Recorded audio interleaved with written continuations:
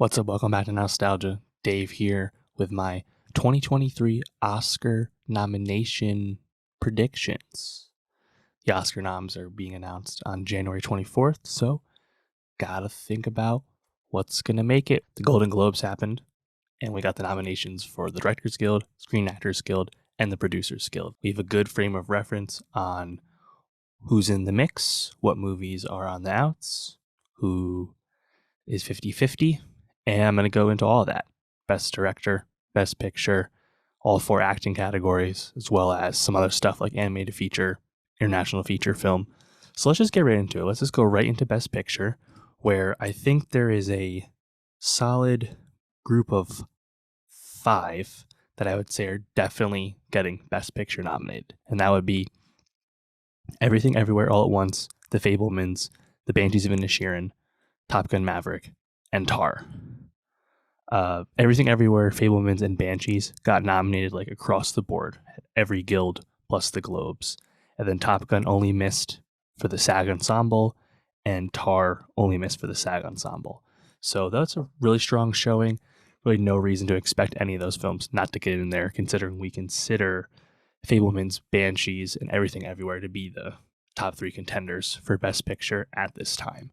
So I think right off the bat, that's 5. Now we know this year, for the first time, it's a solid 10 nominations for Best Picture. It's fixed 10. So 10 films will definitely get in, not like 8 to 10, and we usually only get 8 or 9. It's definitely 10 this time, so that's good. So who else is in the mix, right? And I think there's a few contenders, few movies perhaps rising up, a few that are still kind of in there in like the middle, probably safe, and then a few that are maybe fading away. So I think Elvis is probably in our 6 to 10 range. Elvis had a Globe nom and a Producers Guild nom. I think the Producers Guild nom makes it pretty safe. Whenever any of these Best Picture films also have other awards down the ballot that they are in the mix for, obviously Austin Butler for Best Actor, chief among them. It helps the movie's cause rise up. So I think we'll get Elvis in there for 6 movies so far. Then after that, I gotta think Avatar: The Way of the Water will get in. That would be 2 big blockbuster movies in Best Picture alongside Top Gun, the 2 biggest movies of the year. But there's so much craft love for the filmmaking behind Avatar: The Way of Water. I mean, it's a lock to win Best Visual Effects. We know that already, as well as other things. So the Producers Guild nom for Avatar, I think, bodes really well for Avatar getting in there to Best Picture.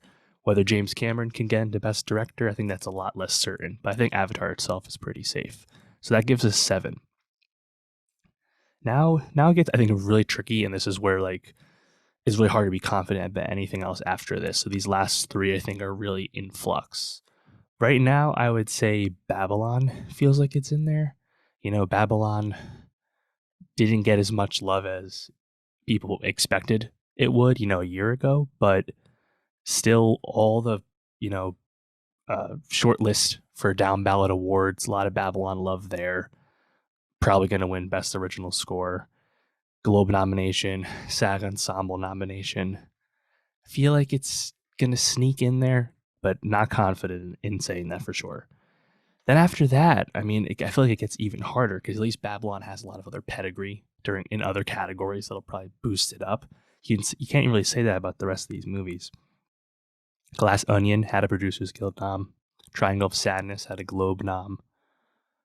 The Whale, surprisingly, has a Producers Guild nom. Wakanda Forever, Black Panther, Wakanda Forever has Producers Guild nom.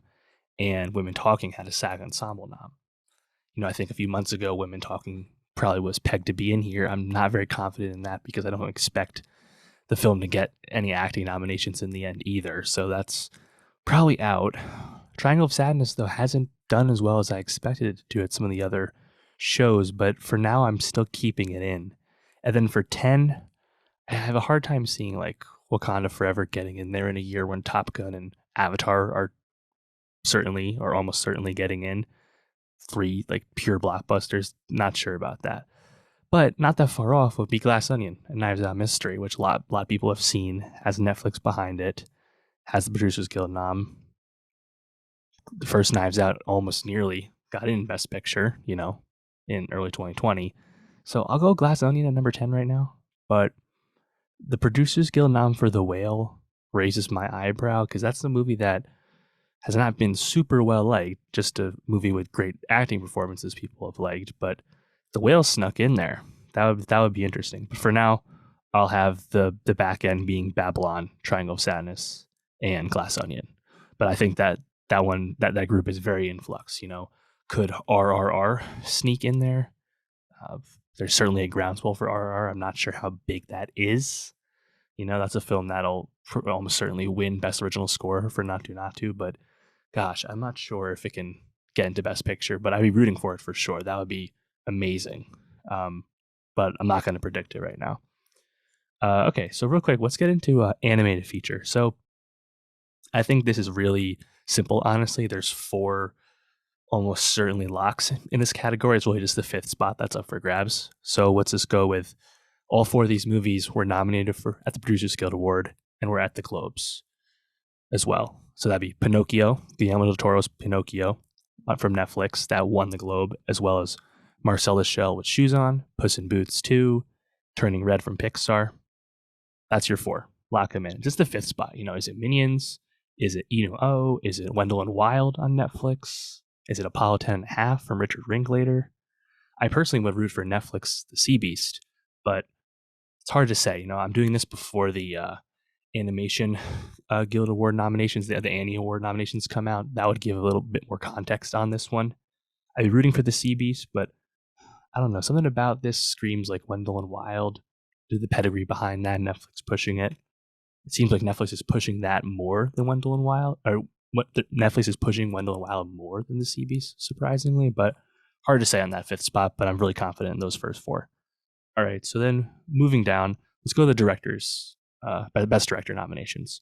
We had the Globes and the Directors Guild Award noms to help guide us here. So I think pretty confident in 4 people getting in for sure. That would be Todd Field for Tar, the Daniels for Everything Everywhere, Martin McDonagh for Banshees, Steven Spielberg for Fablemans. Really confident in those 4. All 4 of them got a Directors Guild nomination. Todd Field missed the Globes. The rest of them got in. Spielberg won the Globes. Really confident in those. Now, Directors Guild also rewarded Joseph Kosinski for Top Gun, which is a very just nom. The logistical challenge of making that movie, literally flying jets and filming them, really cool, really well earned.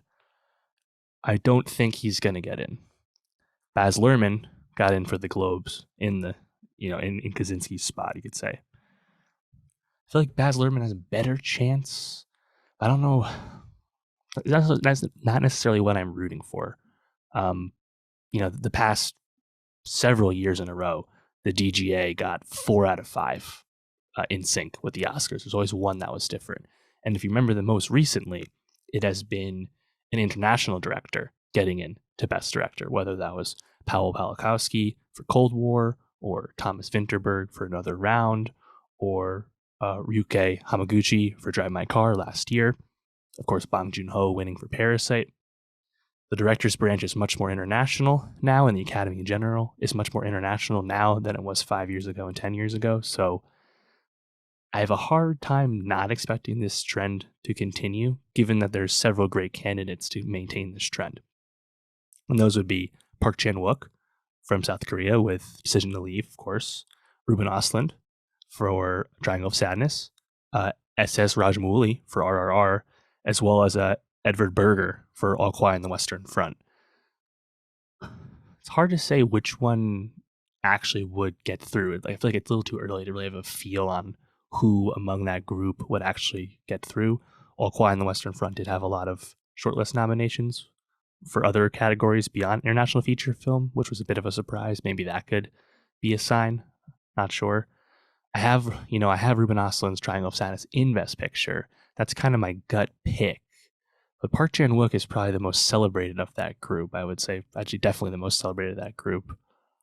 But then something about RRR, right? If Rajamouli could somehow get in, I'm not too sure. Right now, I'll go with Ruben Östlund.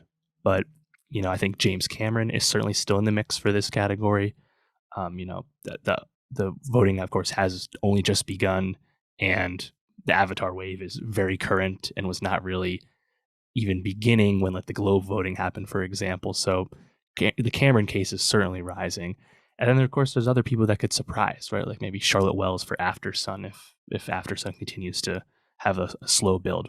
Not too sure yet. But I'm really confident in the Daniels, Martin McDonagh, Spielberg, and Field being the first four in.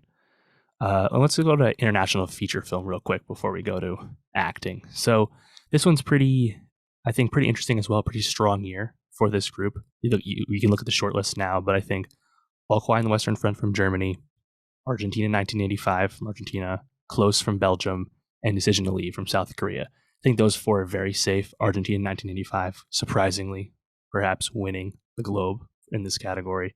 That leaves the fifth spot, whether it's the donkey film EO from Poland, which has a lot of fans online, Saint Omer from France, Bardo for Mexico, for Netflix.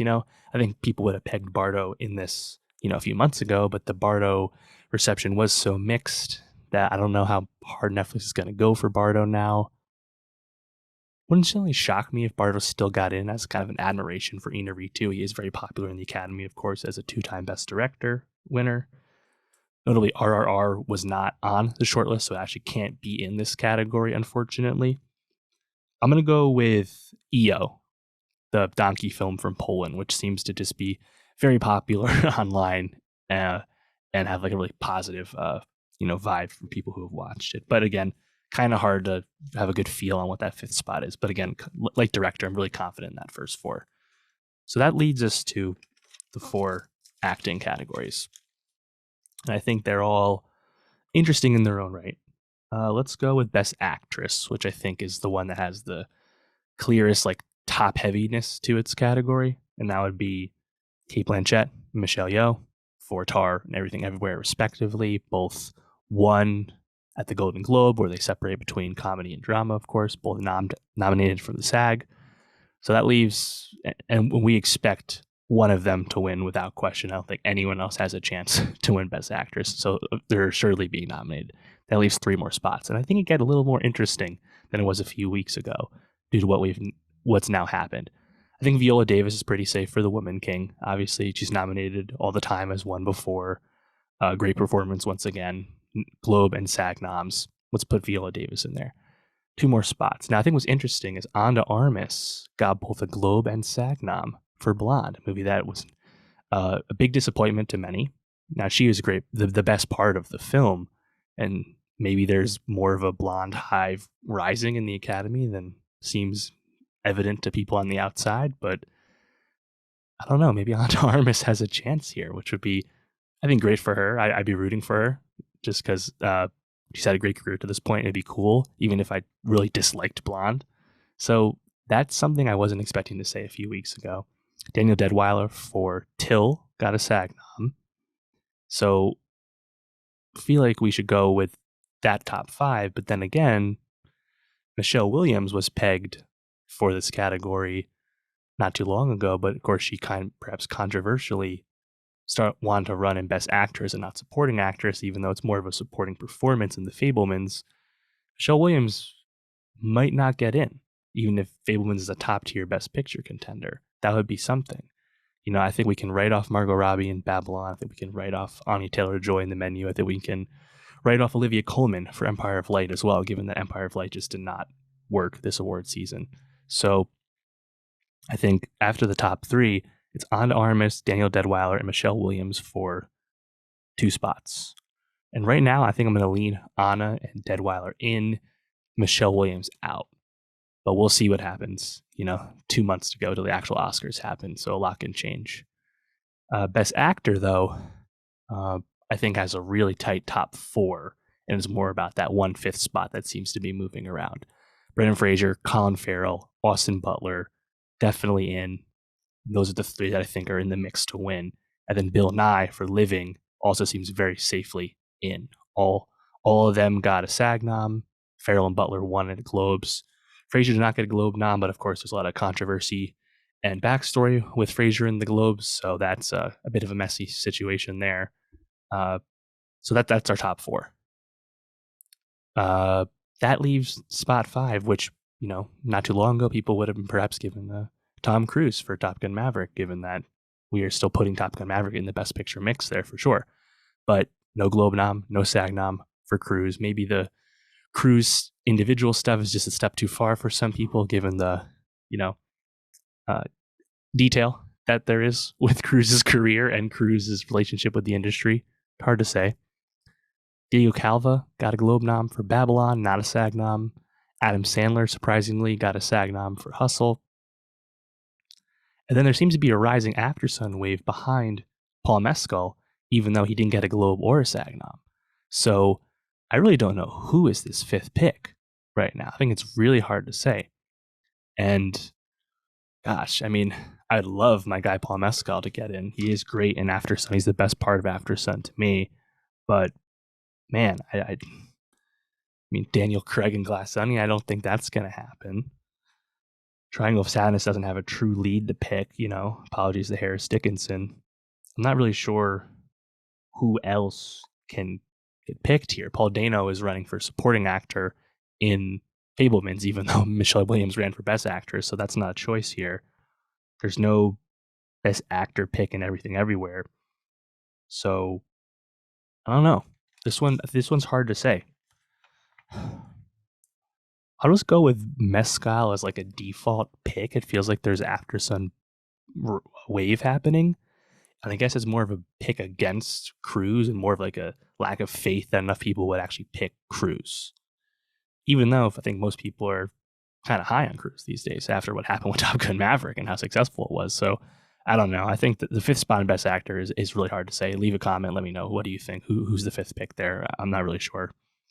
And then we have our supporting category. So supporting actress, I think has shaken out a little bit more recently. So Angela Bassett won for the Globe, got nominated at SAG.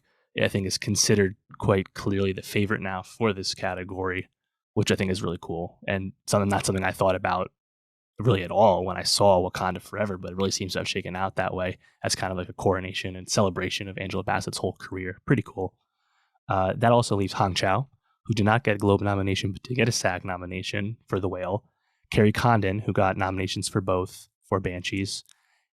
I think those three are definitely in with Bassett as the favorite. The next two spots, both of them for SAG, went to Everything Everywhere for Jamie Lee Curtis and Stephanie Sue. Globes, though, didn't pick either of them and picked Dolly De Leon from Triangle of Sadness and Carey Mulligan from She Said. I think that four is probably where we're going to get these last two spots for supporting actress from. It doesn't feel like the women talking momentum is going to happen regarding like Jessie Buckley or Claire Foy in supporting actress. I just think that Women Talking as an ensemble film perhaps is going to cannibalize a lot of votes. And if Women Talking in the film isn't actually going to get through into Best Picture, maybe it actually just gets very under-nominated despite what people would have thought a few months ago. So that's where I'm feeling right now at that. I think we can take Carey Mulligan out, given that She Said also had a very soft award season. And I think it's a question of, is the international voting aspect of the Academy enough to push Dolly De Leon through? She is truly amazing in Act 3 of Triangle of Sadness. That'd be super cool. And I would endorse spreading the love a little bit across the movies. We don't necessarily need 4 acting nominations for Everything Everywhere. Just 3 would be fine. And if you have to eliminate one from Everything Everywhere, it's probably Stephanie Sue because she's so new, and Jamie Lee Curtis has so much faith and goodwill behind her in her whole career. So, kind of like Angela Bassett, Curtis getting this nomination is about more than just this one role. And Stephanie Sue has a long career in front of her still. So that's what I'd go with right now. Curtis in, De Leon in, Sue out, Mulligan out, and then Bassett, Chow, and Condon definitely in. But that's an interesting one. I think that bottom 2 is going to be in flux probably the whole year, the whole rest of the award season. And that leaves us with supporting actor, where Ke Huy Quan is by far and away the favorite to win this. Won the Globe, got a SAG nom, he's in. His chief competition, who got noms in both, would be Brendan Gleeson for Banshees. And now it seems like Barry Keoghan from Banshees is also pretty safely in after a Globe and SAG win, a SAG nom. And I mean, I love Barry. He's been great for so long. He's been rising for so long. Amazing look for him, very justly earned. That's super cool. Brad Pitt got a Globe nom, not a SAG nom. Paul Dano got a SAG nom, not a Globe nom. And then out of fucking nowhere, Eddie Redmayne got both a Globe and SAG nom, and the SAG nom in particular is very surprising to me. Is Eddie Redmayne for The Good Nurse, a movie that's incredibly mediocre? Is that going to be the film or is that going to be a film that gets an acting nomination for Eddie Redmayne? Is Eddie Redmayne really that popular? Obviously, he's an Oscar winner. He's been nominated other times. Is that really what's going to happen? Is Netflix going to push the Eddie Redmayne Good Nurse thing? I'm not going to pick it. I don't want that to happen. I actually didn't even like his performance that much. Yeah, he's probably the best part of the movie once he starts getting weird, but I don't think that's enough. So I'm not picking that. I'm going to pick Dano as our fourth. Quan, Gleason, Keown, Dano. And at least pick 5. And there's a lot of buzz, a lot of thought, and this has been the case since the movie came out, that Judd Hirsch from The Fabelmans, with his very showy, brief but memorable role as was it the grandfather character, one scene role in The Fabelmans, Judd Hirsch could get in. If The Fabelmans ends up being like Best Picture or second place runner up Best Picture, it's pretty easy to see Judd Hirsch getting through. On the other hand, though, Michelle Williams isn't getting in. Is Judd Hirsch really going to get in instead? In a different category? Hard to say. But, I don't know. I kind of have a feeling that Babylon isn't going to get, acting noms, whether that's Diego Calva, Margot Robbie, or Brad Pitt. Obviously, Brad Pitt's super popular. And his last time around, of course, he won for Once Upon a Time in Hollywood. So you can't rule that out. But I don't know, man. I think I'm just grasping at some kind of straw to keep Eddie Redmayne out of the mix. So let me know, who do you think is in the supporting actor field right now? And, I'll be talking about the Oscar nominations when they happen. And of course, once we get closer to the Oscars themselves, I'll be doing my full predictions once, of course, we know who did in fact get nominated. So you'll want more award season, want more movies, make sure you subscribe, and I'll see you next time.